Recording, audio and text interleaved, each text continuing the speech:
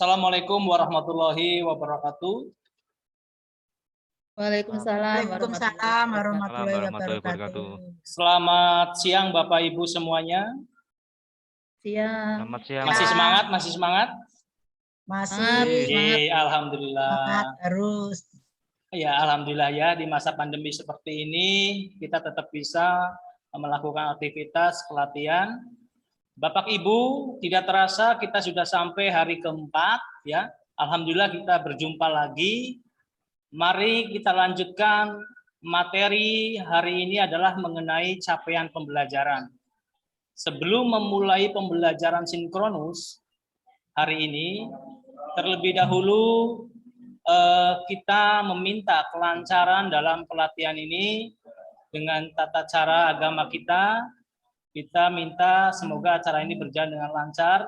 Pak Bu Riris minta tolong untuk memimpin doa. Monggo. Ya Pak. Ya. Siap. Siap ya. Monggo Pak Mustaqim, Bu Hanifah, Pak Rudi. Sebelum memulai acara kita hari ini, in-house training, maka untuk kelancaran kedepannya kita harus berdoa dulu ya. Monggo Bapak Ibu, untuk kelancaran kegiatan kita hari ini dipersilahkan berdoa mulai.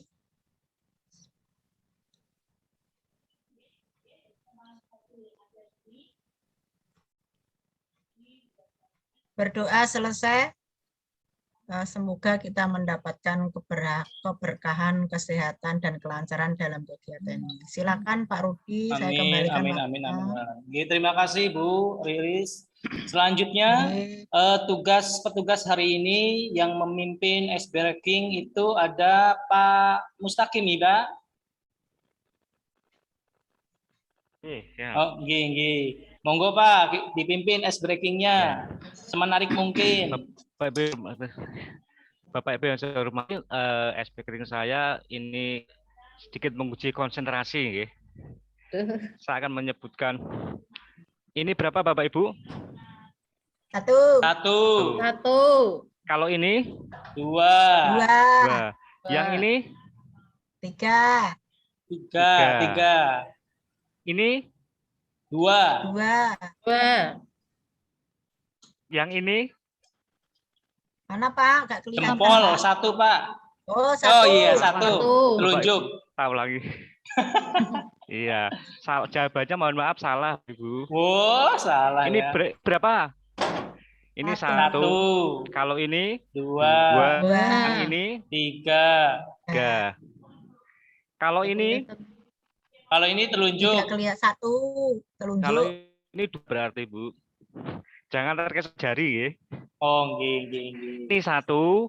Kalau ini dua. Yang ini tiga. Gitu. Yang ini Bapak Ibu? Yang ini jari, telunjuk satu. Yang ini itu tiga. Oh, tiga Bapak ya. Ibu kurang konsentrasi ya. Oh, gini. Ini kalau ini yang ini. Bapak Ibu perhatikan kalimat bukan jarinya. Oh, gini. Itu tetap semangat, jangan lelah konsentrasinya. Siap. Terima kasih S Breaking-nya, semoga bisa meningkatkan konsentrasi Bapak Ibu. Terima kasih Pak Mustaqim. Oke, selanjutnya ya. Pada pembelajaran kemarin kita sudah mempelajari mengenai profil Pancasila, pelajar Pancasila. Bapak Ibu, ya selanjutnya kita akan ke materi yaitu materi kelanjutannya yaitu mengenai capaian pembelajaran. Jika kita guru pastinya mengembangkan profil pelajar Pancasila tersebut, kita harus memenuhi capaian kepada peserta didik. Ya, saya izin share Bapak Ibu Monggo. Iya Pak, monggo.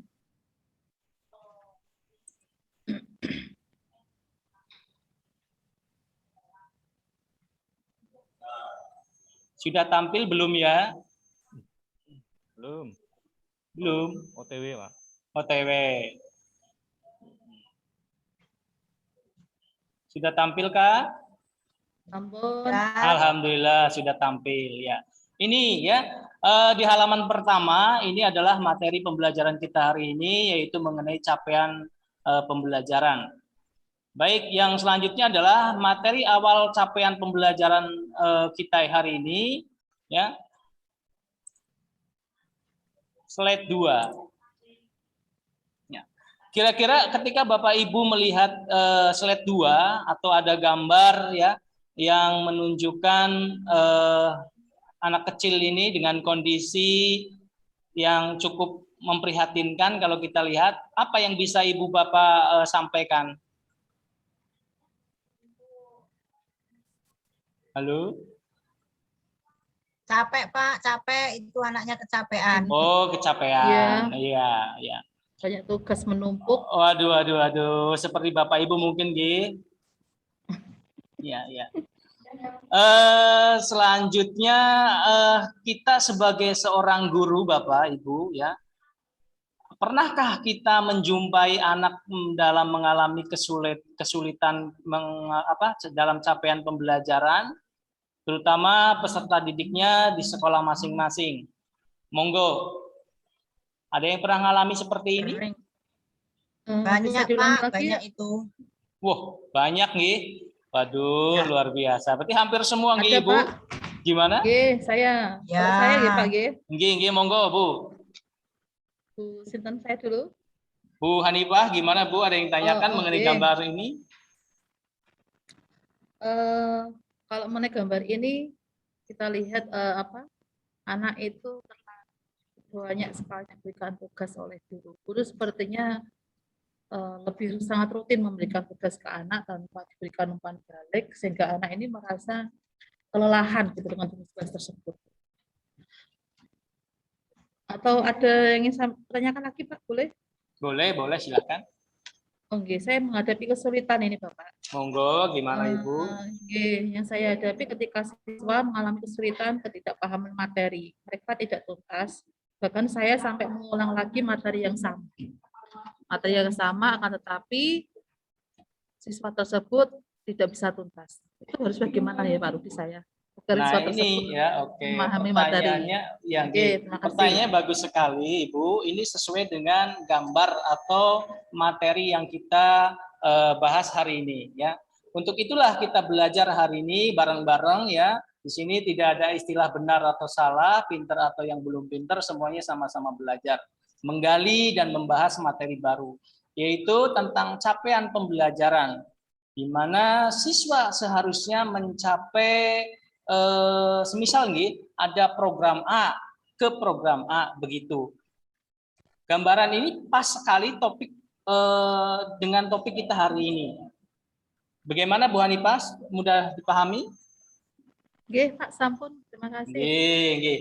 Dari pertanyaan Bu Hanifah tadi, Bapak Ibu, kita setidaknya memiliki suatu gambaran mengenai suatu faktor masalah, yaitu tentang level capaian kemampuan peserta didik. Lebih tepatnya, siswa belum bisa mencapai tujuan belajar yang sudah ditentukan oleh guru, oleh kita, yaitu Bapak atau Ibu di sekolah masing-masing. Seharusnya pembelajaran yang tepat itu harus disesuaikan dengan apa sih Bapak Ibu gitu loh ya. Makanya kita lihat lagi ada slide materi yang berikutnya. Sudah tampil Bu Bapak? Sudah. Nah, setelah mendengar apa yang sudah saya sampaikan tadi, kira-kira Ibu Bapak bisa merumuskan apa itu capaian pembelajaran. Silahkan yang mau menjawab, monggo. Selain Bu Hanifah, ada lagi mungkin Pak Mustaqim, Bu Riris, apa itu capaian pembelajaran?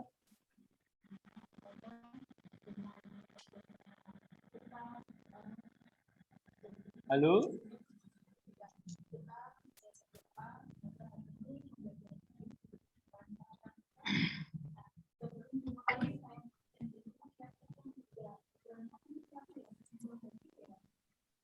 Halo. Halo, Pak. Ya. Bu Riris atau Halo. Pak Mustaqim, kira-kira apa itu capaian pembelajaran? Apa ya, Pak? Apa coba kira-kira?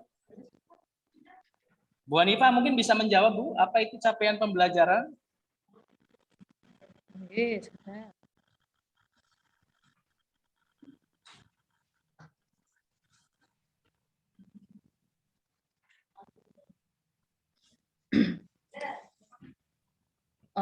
Ini sedikit ya Pak G, mungkin bisa Nggih. menjawab. Capaian pembelajaran adalah suatu ungkapan tujuan pendidikan yang merupakan pernyataan tentang apa yang diharapkan, diketahui, dan dipahami oleh peserta didik dalam suatu periode belajar. Mungkin seperti itu Pak. Wah, luar biasa ya. Bagus, betul itu ya. Capaian pembelajaran itu memang seperti itu yang sudah tadi disampaikan oleh Bu Hanifah ya. Selanjutnya ya, kira-kira pembelajaran kita hari ini itu termasuk andragogik atau bukan, Bu, Bapak? Termasuk. Termasuk, Gi. Termasuk. Oke, Gi. Selanjutnya. Nah, ini tadi capaian pembelajaran atau kita kenal dengan CV. Ini mungkin hal baru bagi dunia pendidikan ya saat ini adalah kompetensi yang diharapkan oleh peserta didik di akhir fase.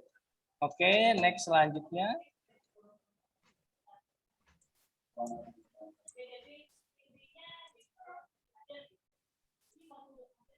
Ya. CV dirumuskan dalam bentuk fase-fase, menyatakan target ya. Capaian untuk rentang waktu yang lebih panjang, bukannya per tahun seperti kurikulum yang terdahulu. Durasi setiap fase dapat berbeda untuk setiap jenjang pendidikan.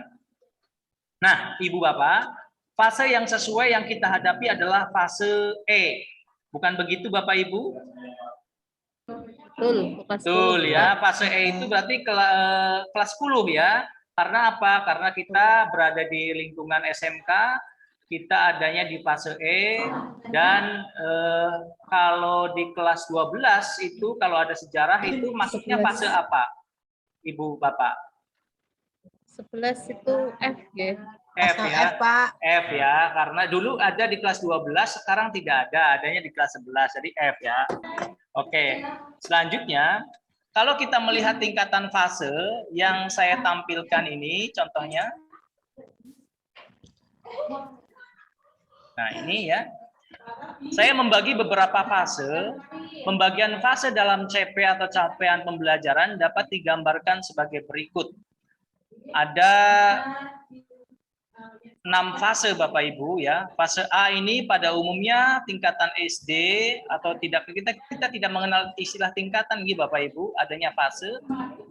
Umumnya ada di SD kelas 1 sampai kelas 2. Fase B ini umumnya SD kelas 3 sampai kelas 4. Fase C ini pada umumnya SD kelas 5 sampai 6.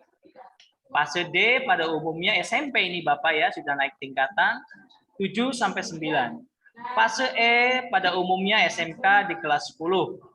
Fase F pada umumnya SMK di kelas 11 dan 12. Nah, pertanyaan saya, kenapa kita menggunakan istilah fase Bapak Ibu? Ada yang bisa menjawab? Mengapa kita menggunakan istilah fase?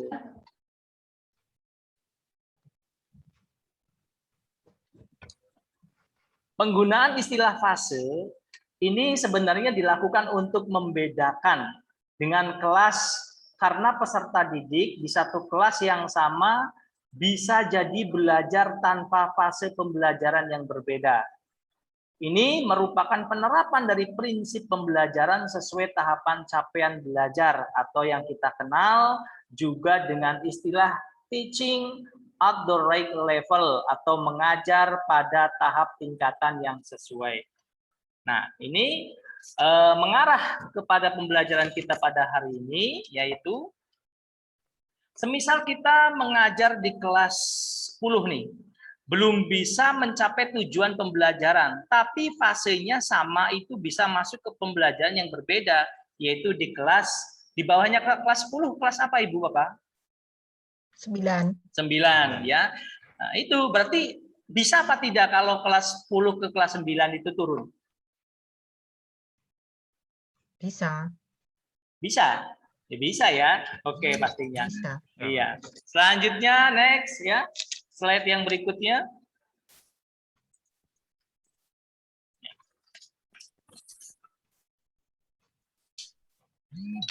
Kalau kita melihat slide yang berikutnya di halaman 8, jadi capaian atau kemampuan yang kita sampaikan ke peserta didik, kita programkan harus sesuai dengan yang siswa lakukan. Jadi pembelajaran ini tidak mengacu pada tingkatan kelas. Semisal kalau kita melihat di kelas dasar itu, fase dasar, kelas 4 harus selesai materi kelas 4. Tapi bisa jadi mempelajari di kelas 3. Seperti yang tadi saya sampaikan di kelas 10 dan juga kelas 9. Kalau memang bisa diturunkan, ya diturunkan.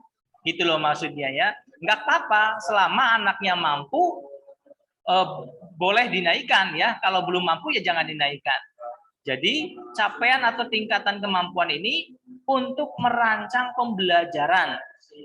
Jika pembelajaran itu berpusat pada siswa, bukan guru yang menentukan segalanya, tapi sekarang siswa yang berhak menentukan materi apa yang dia akan pelajari. Begitu, sesuai dengan filosofi pendidikan Ki Hajar Dewantoro.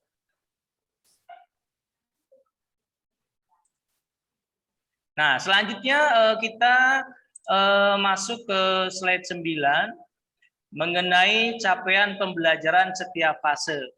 Di sini ada 3 aspek ya, salah satunya ada pengetahuan, ada keterampilan, ada kompetisi umum, ada selanjutnya diturunkan menjadi capaian pembelajaran menurut elemen yang dipetakan sesuai kebutuhan peserta didik. Lihat grup yang kemarin yang sudah saya share, yaitu mengenai elemen ya.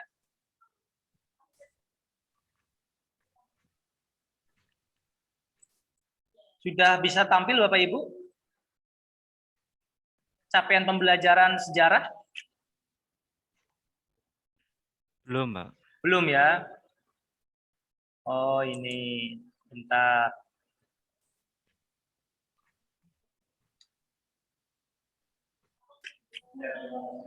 Harusnya sudah tampil ini kemarin ya, sudah saya share mengenai elemen-elemen di situ ya. Elemen-elemen dan juga ada kompetensi dasarnya. Ini belum tampil juga. Berarti kita lewati saja apa ya.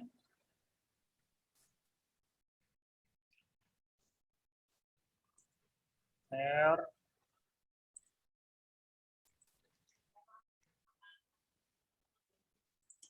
Gimana Bapak udah tampil? Belum ya? Sudah, Pak. Sudah. Oh ini ya. Ini makanya ini harus dipegang terus Ibu Bapak, dipegang, dibuka, dipelajari. Ya ini adalah kamusnya ya. Kamus dalam penyusunan capaian pembelajaran, elemen-elemennya ada di sini ya. Ada juga tujuan belajar sejarah seperti apa, mapel materi yang kita ampu ya. Ada juga karakteristik mata pelajaran sejarah seperti apa.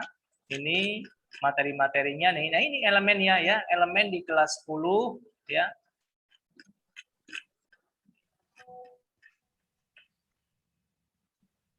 Oke, kita kembali ke materi yang tadi. Nah, selanjutnya kegiatan kita siang hari ini adalah ayo kita mengenal tentang fase dengan cara identifikasi. Kemarin sudah saya share juga ya mengenai kegiatan identifikasi kemampuan di setiap fase capaian pembelajaran. Kemarin sudah di-share, silahkan perwakilan dari kelompok 4 ini untuk presentasi. Monggo siapa yang mau mewakilkan? Monggo Bu Hanifah. Bu Hanifah ya, lembar kerjanya identifikasi kemampuan di setiap fase capaian pembelajaran pastinya sudah dikerjakan Bu. Oh, monggo Bu kalau bisa ditampilkan Bu. Apa belum selesai? Mengingat waktu kita yang semakin terbatas, Bapak Ibu, ya, kita harus sesuai dengan jadwal, ya.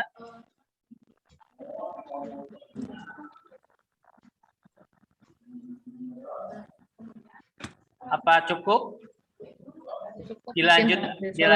Oh, nggih, boleh ya, nggih. Oke. Ya, terima kasih untuk hari ini, ya. Materi-materi itu bisa di-download di modul masing-masing, ya. Itu bisa dipelajari, ya. Intinya bisa untuk menjadi pegangan kita.